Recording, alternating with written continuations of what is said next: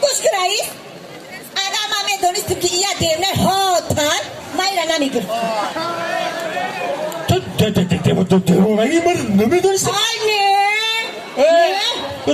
روزی یکمی شناساییمون یک شپلاق زدم دیوانگی من نفهمیدی. من فکر کردم تو پاشا کشتی. انا روزی خانتان خواستگاری آمده بودم همین آتتا همجاش گرفتم بردم تفای آغل ده زدم خوش آمده رئیس بشی. دیوانگی من نفهمیدی. من نفهمیدم. اگر من میدونستم که تو آتای من که قضا کو انا امی تو گوشت پراکراتورا میبردم. اگر پراکراتورا قبول نمیکرد در پیش بالیستا خوب میکردم. رئیس بیا یا جدا بشی خانه کلان دیده هر جا میره نشنی بشی. خوش آمدی. گوش کن رئیس، با این پولیوم نیسته. چه پولیوم نیسته؟ ها پولیوم نیست رئیس. اون روز یافتم کو پولی خودم در تک کوپاچه مانده باش همه نیافته است. فرقش چیه؟ گوش کن رئیس، همه مرده که تو زنشی درو گفتن میگیره. ها میدانی مرد چی گفتن پیش توی ما؟ گفته بود که مطرح ماهی اصل دوبای میبرم.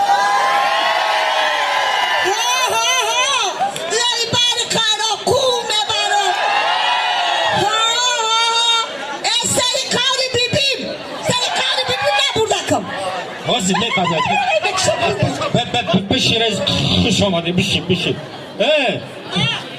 میگم مرا پیشه توی فامیل چی بود؟ پیشه من انا حوزی چی؟ سفر و انا آمد تشه ورا بعد دادم سفر ورا بعد نمیدونم. دیدی رئیس اون دروغ میگه، با همین جمع دروغ میگه. رئیس گوش کن، در 8 ماه روز ندارم، در نوروز روز ندارم، در 23 فوریه روز ندارم.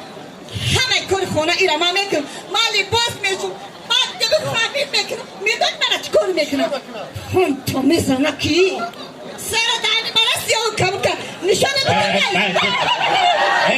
بشه رئیس میشینیم میخزیم به سرم در که با میمانی آمده بچی؟ این رئیس یک شیطانایی. همه اگر رئیس روزی توی اگر یک گو یا بقا برن ما یک بقا یک گو یک گوسپن یک تا بز بنا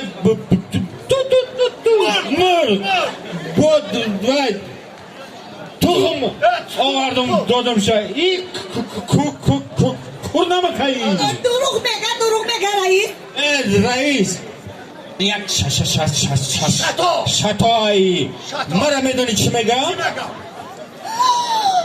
مردک جون مرد در همین قیدی همین خونت نمیگذرانی همین شهر ده این همین بشی رئیس خوش آمدید بشی. آتش همین زنگیریستان حق هم سوال نپرسی که همین یانگر رو بگیری. راست پرسیدم رئیس چی گفتم؟